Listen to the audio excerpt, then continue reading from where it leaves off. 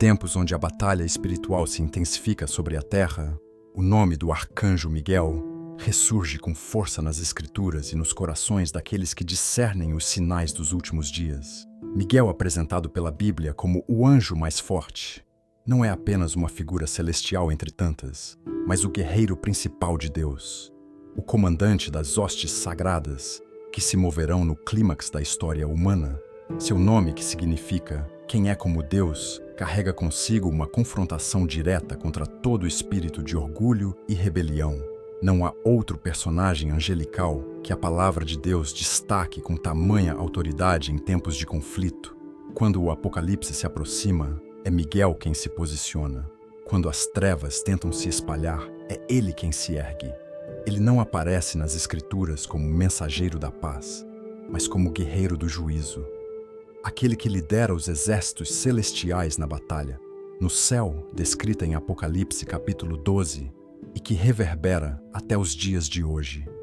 Em meio ao caos crescente e aos enganos que assolam o mundo, a lembrança da presença de Miguel é um alento, um sinal de que o céu está atento, vigilante e ativo.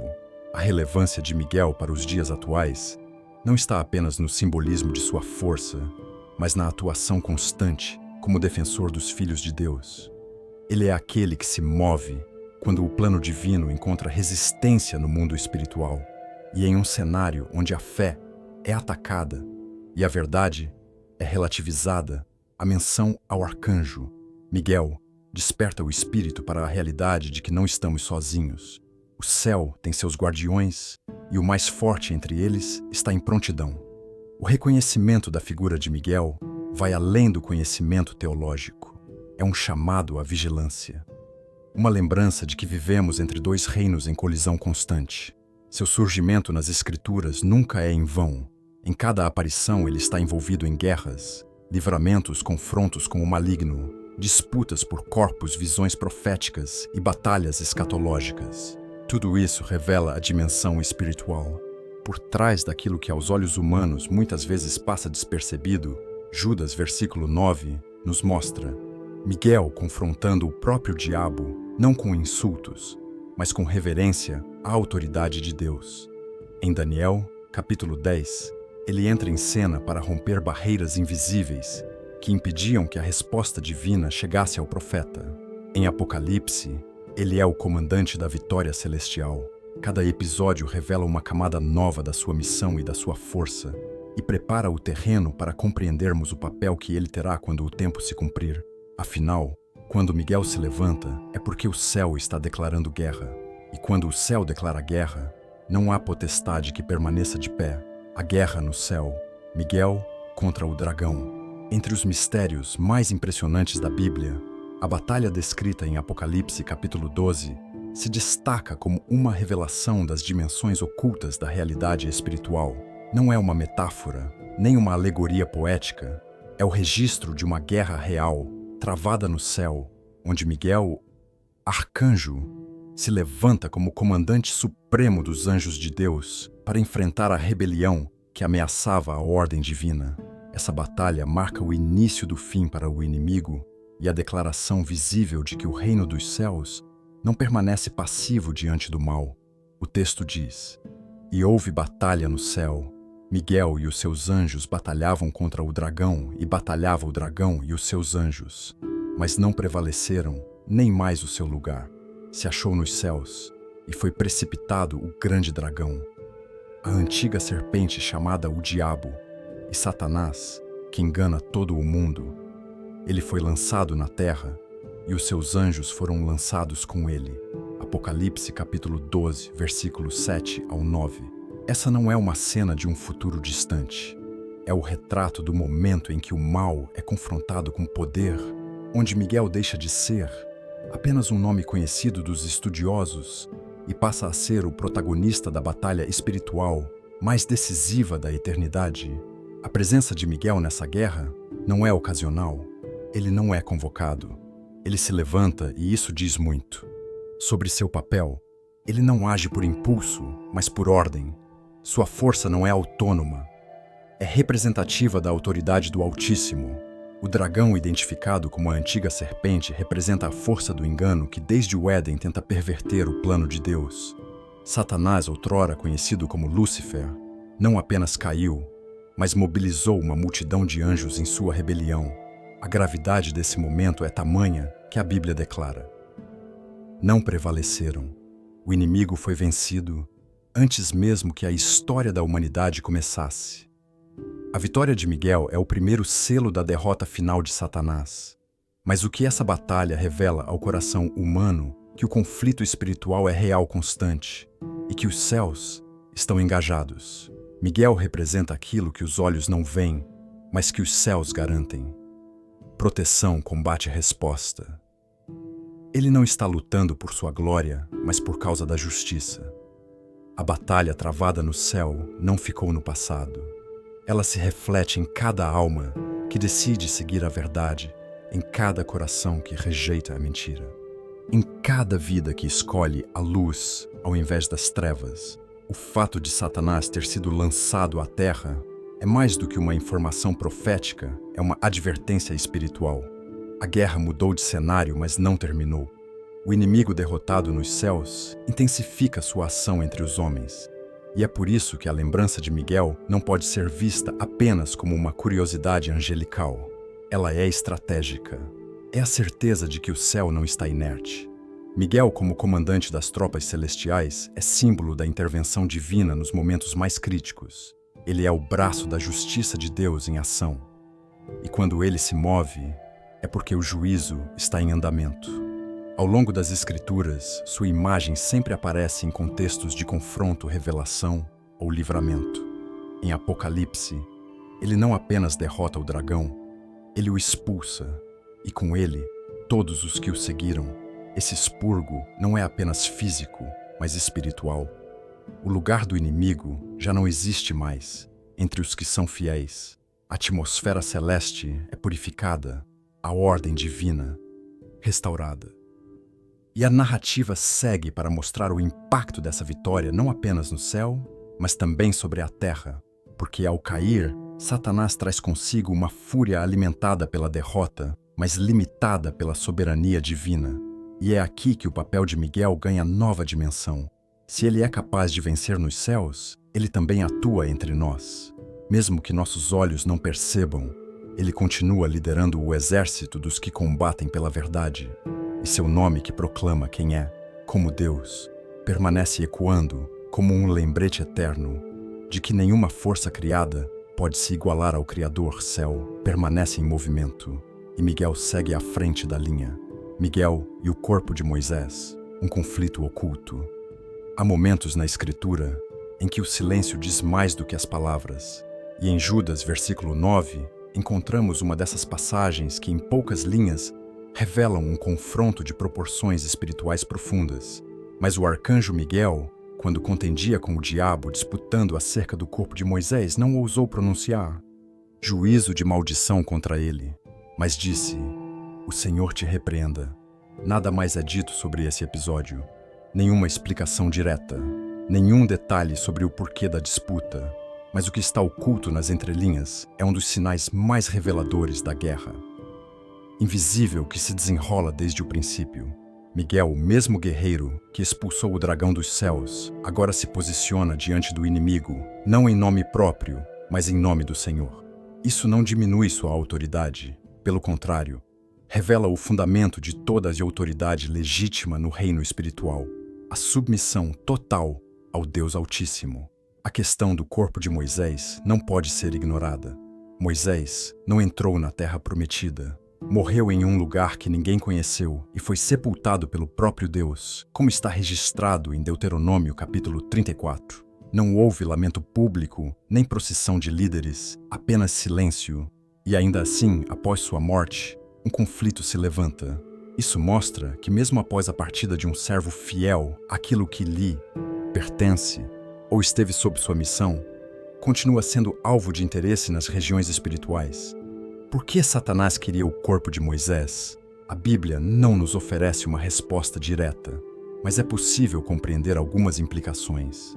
Moisés foi o legislador, o libertador, o profeta do encontro face a face com Deus. Seu corpo poderia se tornar um objeto de idolatria, uma relíquia capaz de desviar corações, ou talvez algo maior estivesse por trás. Uma tentativa de interromper um plano divino futuro, como sua aparição glorificada ao lado de Elias na transfiguração de Cristo, registrada em Mateus, capítulo 17. Independentemente do motivo, a ação de Miguel é firme, sem hesitação. Ele não discute teologia com o diabo, não negocia, não eleva a voz em rebelião. Ele apenas declara: "O Senhor te repreenda." É a imagem perfeita de um servo que entende sua posição. Miguel sabe que sua força está em obedecer, não em confrontar fora da autoridade divina. E isso também nos ensina: nem mesmo o mais poderoso entre os anjos age fora da direção de Deus. Essa disputa revela que o corpo de Moisés ainda tinha valor no plano eterno, não como instrumento de culto, mas como peça-chave de um testemunho que ainda se cumpriria. E é esse zelo que Miguel representa: o cuidado com o que Deus separou, a proteção daquilo que carrega propósito. Ele é o guardião dos planos do Altíssimo. Mesmo quando esses planos não são revelados aos homens, a atitude de Miguel contrasta diretamente com a ousadia do inimigo, enquanto Satanás tenta se apropriar do que não lhe pertence. Miguel defende aquilo que Deus selou, e essa diferença define toda a estrutura da guerra espiritual. O diabo age por usurpação. Miguel age por delegação, o inimigo invade. Miguel guarda, e essa guarda não termina com a morte, pois aquilo que é separado por Deus jamais é abandonado. O silêncio em torno desse episódio não deve nos afastar, mas nos atrair. Ele nos convida a enxergar o que não se vê, a reconhecer que há batalhas sendo travadas em dimensões onde o tempo, o espaço e a matéria obedecem a outras leis, onde o que para nós terminou, para o céu, continua sendo parte de um plano maior, e Miguel está lá como esteve desde o princípio, atento a tudo que Deus chama de sagrado, a missão profética de Miguel para os últimos dias. Há um momento nas Escrituras em que o tempo parece parar e a cortina do invisível se abre. Em Daniel, capítulo 12, versículo 1. Lemos: "Naquele tempo se levantará Miguel, o grande príncipe que se levanta a favor dos filhos do teu povo, e haverá um tempo de angústia, qual nunca houve desde que houve nação até aquele tempo." Essa profecia não está distante. Ela pulsa, ela respira, ela se aproxima do nosso tempo, com uma precisão que arrepia Miguel, o mesmo que enfrentou o dragão que protegeu o corpo de Moisés. Agora é apontado como a chave de um momento apocalíptico. Mas o que significa naquele tempo? Que tempo é esse que justifica a intervenção direta do arcanjo mais poderoso? Não é um tempo comum. É o tempo da maior angústia que o mundo já viu. Um tempo onde sistemas ruirão, onde alianças se desfazem, onde até os fundamentos da fé serão testados. E nesse tempo, Miguel se levanta. Ele não é enviado. Ele se ergue como quem sente a urgência, como quem reconhece que chegou a hora em que os céus não podem mais permanecer em silêncio. E ele se levanta, não por si, mas por aqueles cujos nomes estão escritos no livro.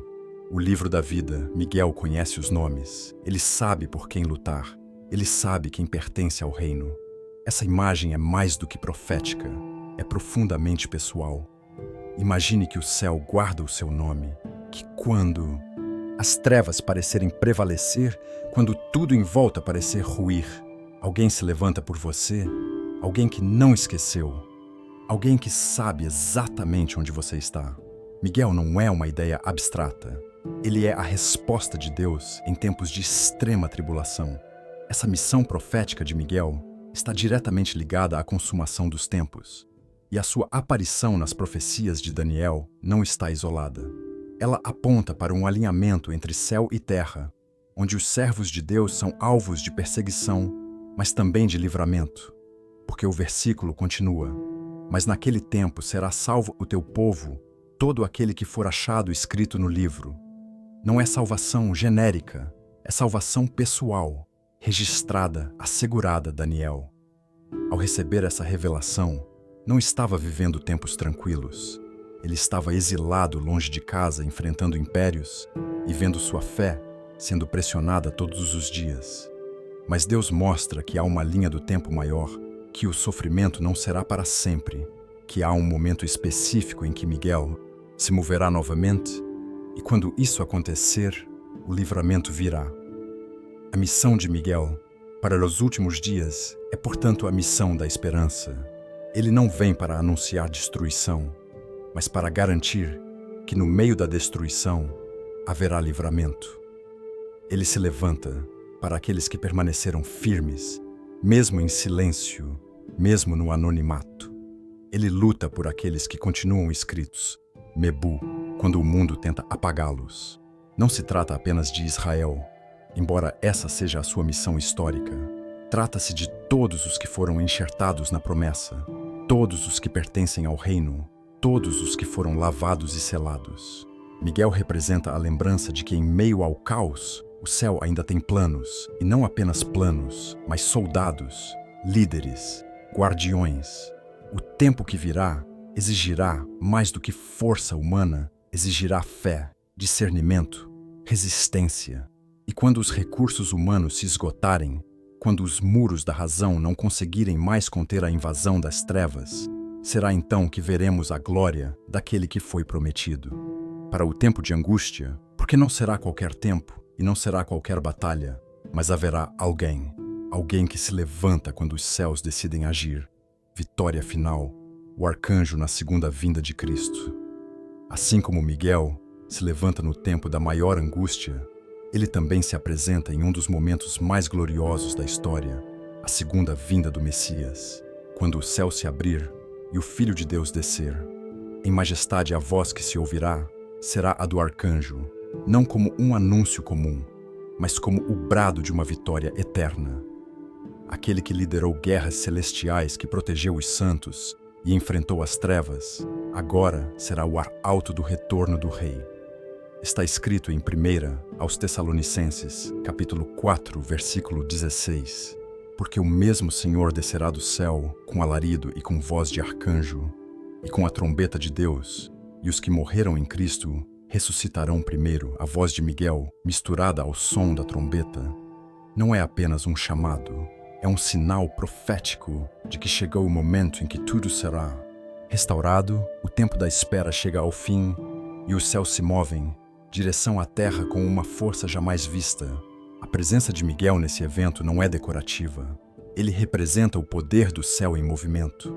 Sua voz, ao ecoar nas dimensões espirituais, desperta os mortos que dormem em Cristo, quebra os limites da matéria e sela o início de uma nova era.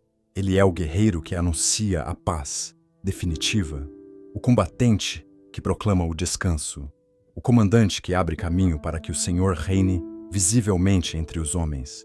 Tudo o que foi profetizado sobre julgamentos, batalhas e livramentos encontra seu clímax aqui.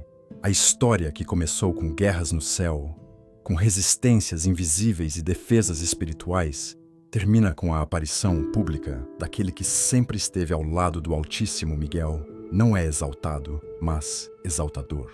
Ele aponta para o verdadeiro centro de toda a história, Jesus Cristo.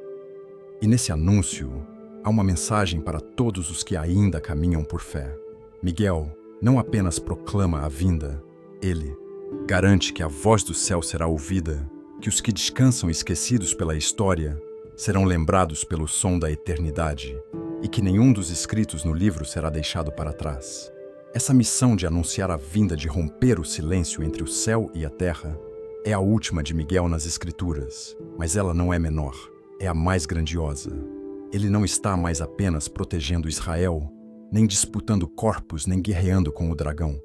Ele está proclamando a vitória absoluta do Cordeiro, e sua voz é o toque final que separa este século do reino eterno. E como em todas as suas aparições anteriores, Miguel se levanta por um propósito específico. Desta vez, não é mais apenas por proteção, é por proclamação, é por redenção, é pelo cumprimento. E como sempre, sua ação está alinhada com os que pertencem a Deus, com os que carregam o nome, com os que são dele desde o início. Mas para entender por Miguel, se levanta com tanto zelo por esse povo, é necessário voltar. Voltar às suas raízes, voltar ao seu papel como príncipe, como guardião, como defensor de uma nação escolhida. E é aí que compreendemos a profundidade de sua ligação com Israel, a defesa profética de Israel. Desde os primórdios, quando Deus separou Abraão para formar uma nação que levaria seu nome, Israel passou a ocupar um lugar único na história da redenção. E foi para essa nação que Deus designou um guardião celestial singular, Miguel, o príncipe. Em Daniel, capítulo 10, versículo 21, ele é chamado de vosso príncipe. E novamente, em Daniel, capítulo 12, ele é descrito como o grande príncipe, que se levanta a favor dos filhos do teu povo. Isso não é simbólico, é designação direta, celestial, espiritual e irrevogável. A teologia da aliança nos mostra que Israel não é apenas um povo geográfico, é um povo profético, um povo cuja existência física está interligada com realidades eternas. E Miguel, como arcanjo, é estabelecido por Deus para defender essa conexão.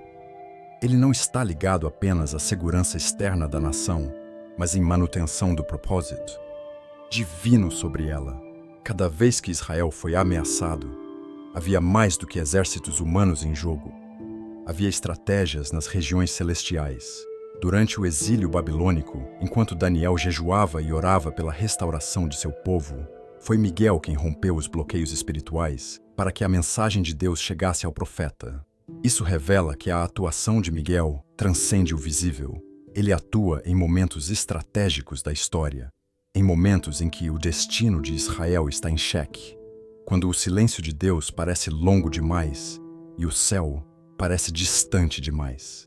Israel é o relógio escatológico de Deus e Miguel é o guardião do tempo profético.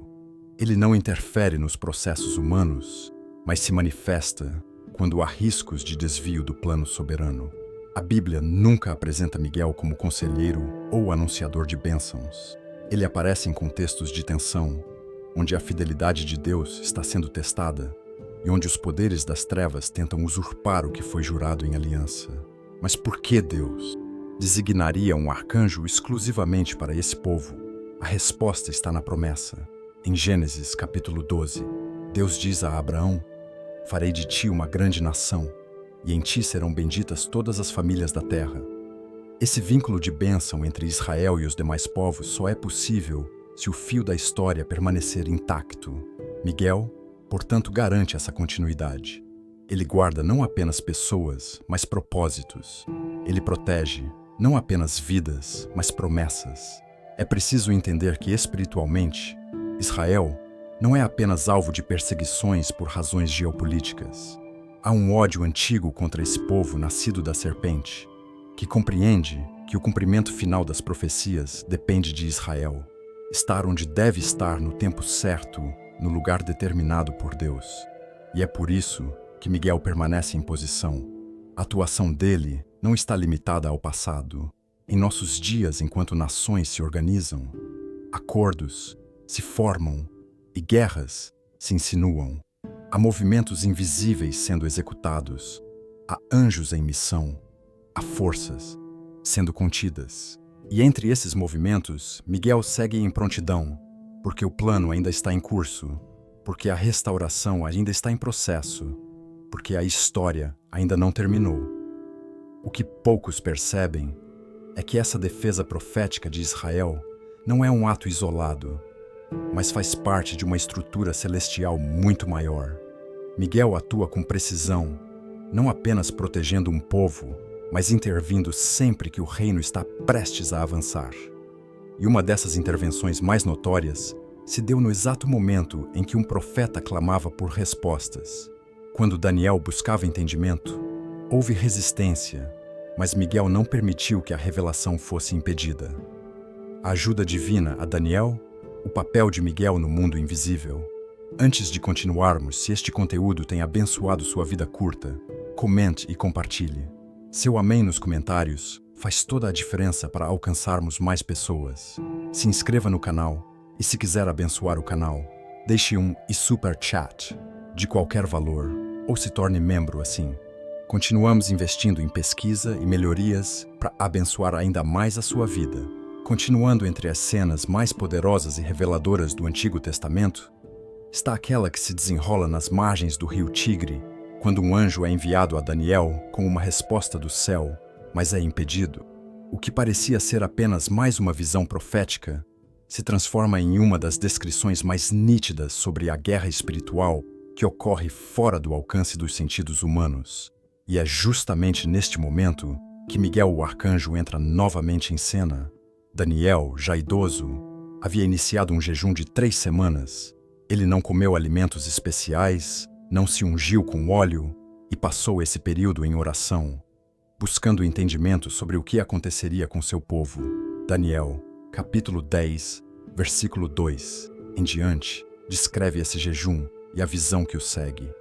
A resposta demorou 3 semanas de silêncio, 3 semanas sem nenhum sinal do céu, mas o que ele não via era que desde o primeiro dia a resposta já havia sido liberada.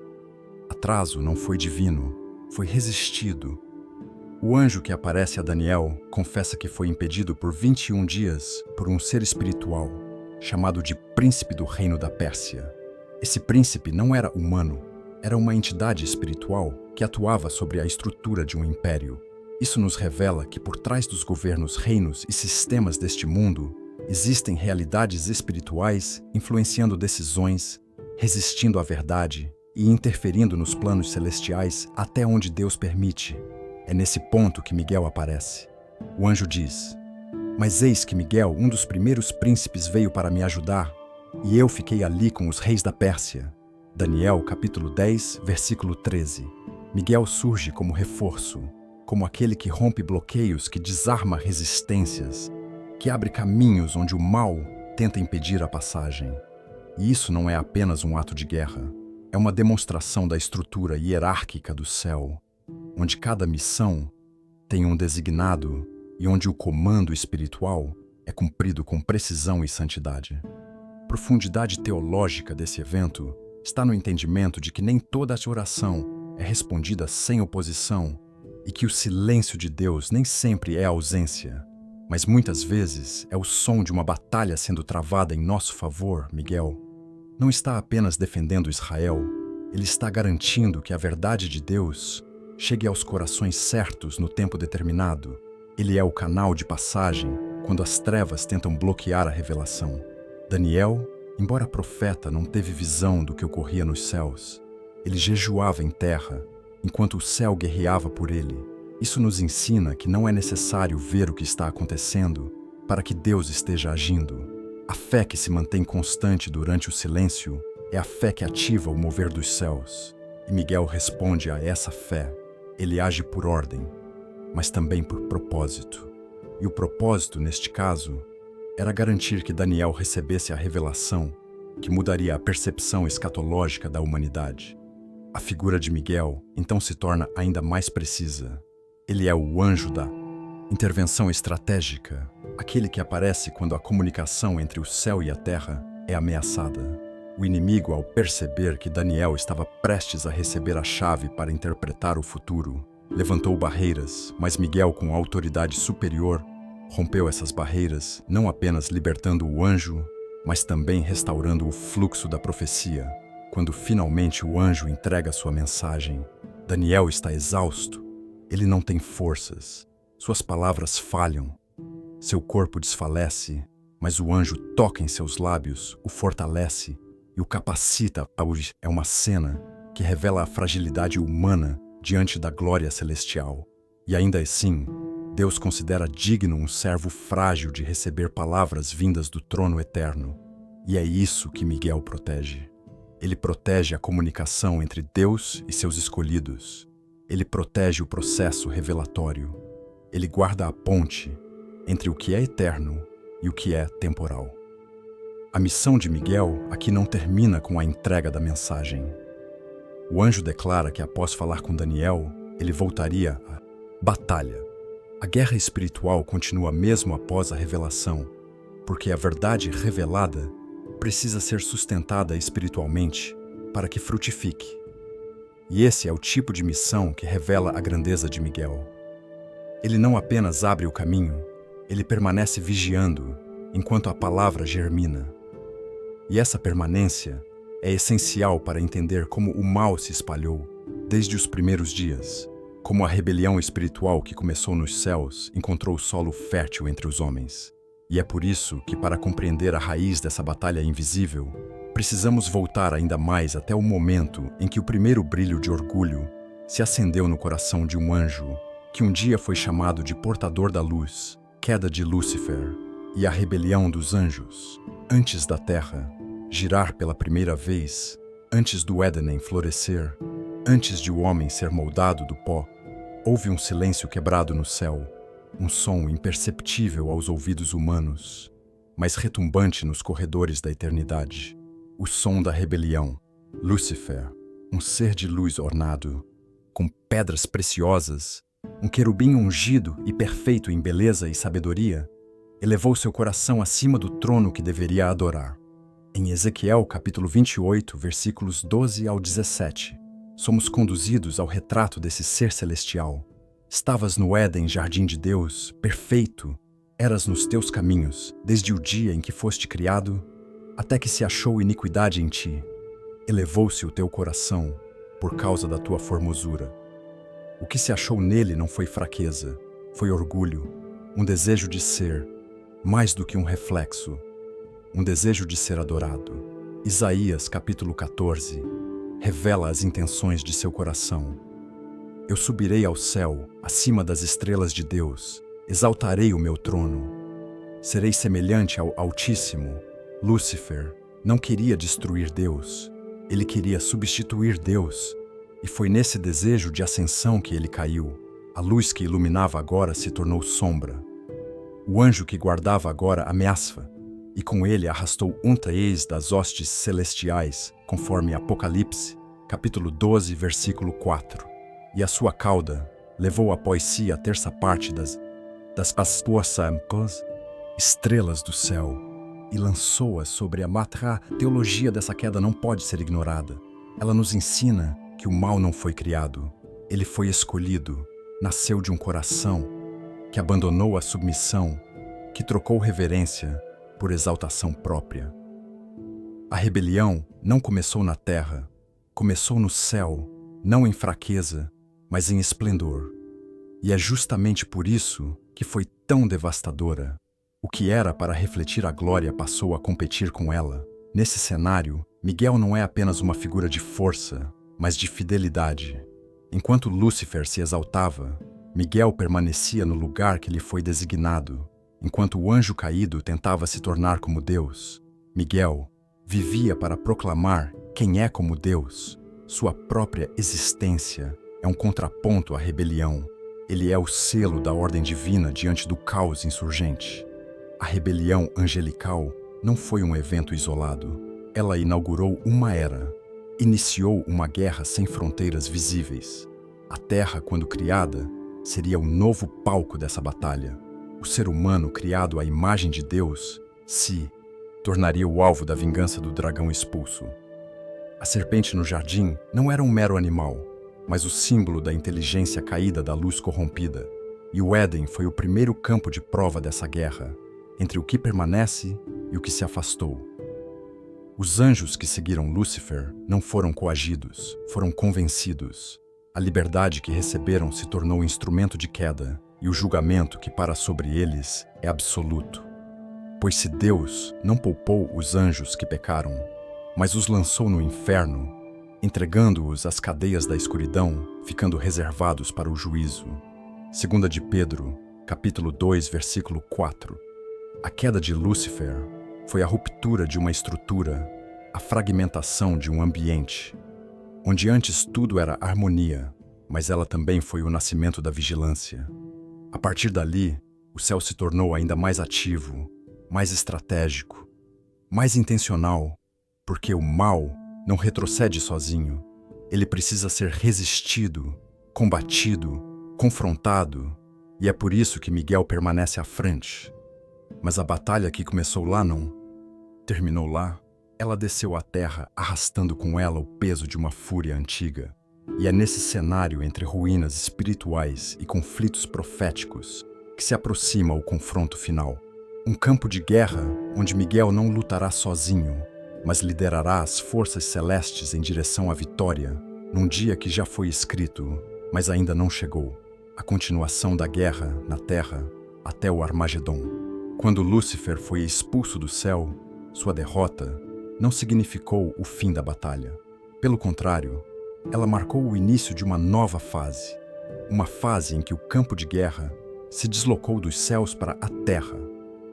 A criação que antes era o palco da harmonia entre Deus e o homem, agora se tornava o solo onde a antiga serpente travaria sua vingança contra tudo o que refletisse a imagem do Criador. O Éden, com sua paz original, foi invadido pela mentira, e desde então, essa guerra nunca cessou. O livro de Apocalipse deixa claro que a fúria de Satanás se intensifica à medida que o fim se aproxima. Ai dos que habitam na terra e no mar, porque o diabo desceu a vós com grande ira, sabendo que já tem pouco tempo. Apocalipse capítulo 12, versículo 12. Ele sabe que não pode vencer, mas ainda tenta atrasar, corromper, desviar. Sua estratégia não é mais celestial, é terrestre. Ele ataca mentes, manipula sistemas, distorce doutrinas, e a sua maior fúria está voltada para os que guardam a verdade. Nesse novo cenário, Miguel não é mais apenas o comandante da batalha no céu, ele é o general invisível da resistência espiritual na terra. Enquanto o diabo move seus peões no tabuleiro geopolítico, enquanto nações se levantam contra nações, enquanto o certo e o errado são invertidos na consciência das massas, os exércitos celestiais seguem em prontidão. E Miguel, aquele que já derrotou o dragão, uma vez continua ativo, não apenas como defensor, mas como executor da ordem final. A Bíblia aponta para um momento específico, conhecido como Armagedon, um conflito global espiritual definitivo, um campo de guerra onde convergem não apenas os exércitos das nações, mas também as forças invisíveis que os influenciam. Apocalipse capítulo 16, versículo 16, diz: E os ajuntaram no lugar que em hebraico se chama Armagedon. Não é apenas um local geográfico, é a culminação de todas as guerras anteriores, o ponto de convergência entre a rebelião antiga e o juízo eterno. E é nesse ponto que Miguel volta ao centro da cena. Como em todas as vezes anteriores, ele se levanta por um propósito, cumprir o tempo determinado não com hesitação, mas com a firmeza de quem já conhece o final da história. Ele não age por impulso, mas por direção. E sua missão não será mais defender, será executar, porque no Armagedon não há mais espaço para resistência. É o dia em que as trevas serão julgadas sem apelação. Mas mesmo antes desse confronto final, a guerra já é sentida. Cada batalha que enfrentamos, cada tentação que resistimos, cada verdade que defendemos, faz parte dessa guerra maior. A Terra está em meio a um conflito milenar que muitos não percebem, e é por isso que o papel de Miguel é tão necessário. Ele não apenas participa da batalha, ele garante que o céu jamais fique em silêncio, enquanto a Terra geme. A escatologia bíblica não pinta um fim fácil, mas também não deixa dúvidas sobre o resultado. Miguel não luta por incertezas. Ele luta com a certeza de que a vitória já está decretada. Ele se move não por medo, mas por autoridade. E à medida que os sinais se multiplicam e os tempos se aceleram, sua presença se torna cada vez mais próxima, invisível, mas presente, silenciosa, mas letal para o inimigo. E assim como ele se moverá no Armagedon, ele já está se movendo agora, porque antes da vitória pública, há uma batalha sendo travada no segredo.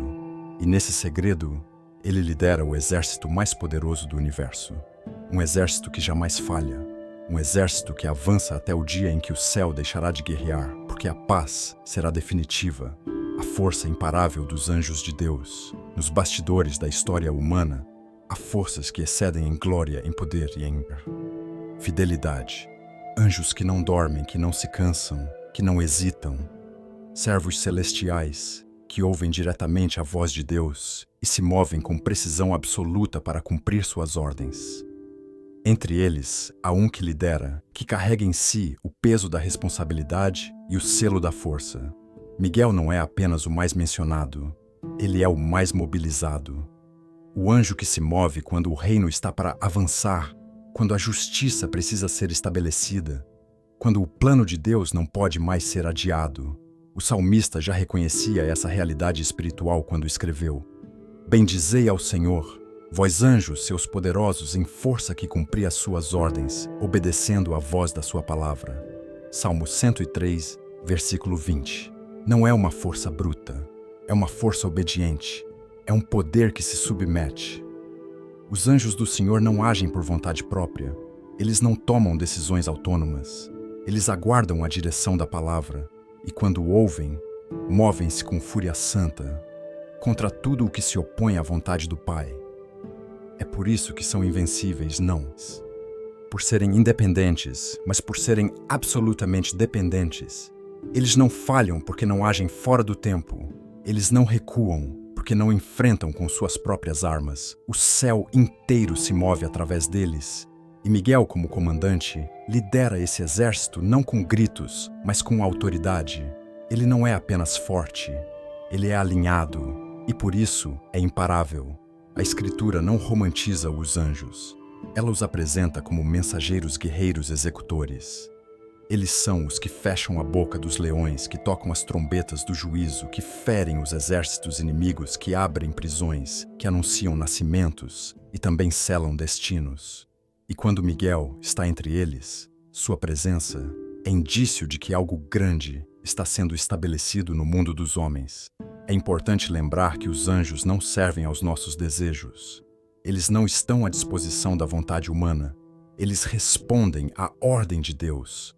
Mas quando um justo ora, quando um servo clama, quando o povo de Deus se levanta com arrependimento e fé, há movimentação, porque os anjos guardam os que temem o Senhor. Eles se acampam ao redor, eles intervêm, eles agem. E quando a presença das trevas se intensifica, quando os conflitos atingem dimensões que nossos olhos não conseguem interpretar, são esses mesmos anjos que estão em prontidão.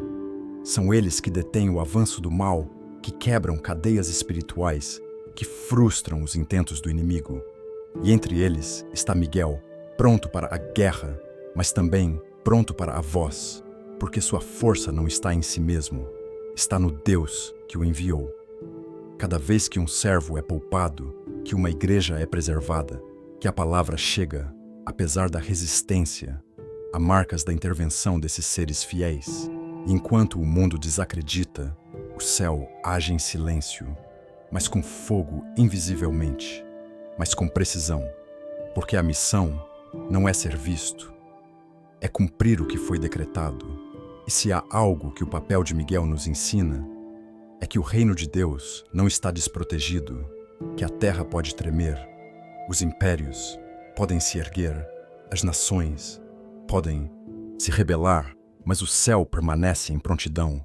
E quando chegar o tempo determinado, quando o livro for aberto, quando a trombeta soar, não será mais um tempo de espera, será tempo de movimento, de execução, de manifestação. E os anjos que hoje lutam nas sombras brilharão em glória, não para serem adorados, mas para que todo joelho se dobre diante daquele que vem, porque a guerra espiritual tem um fim e a vitória já foi selada.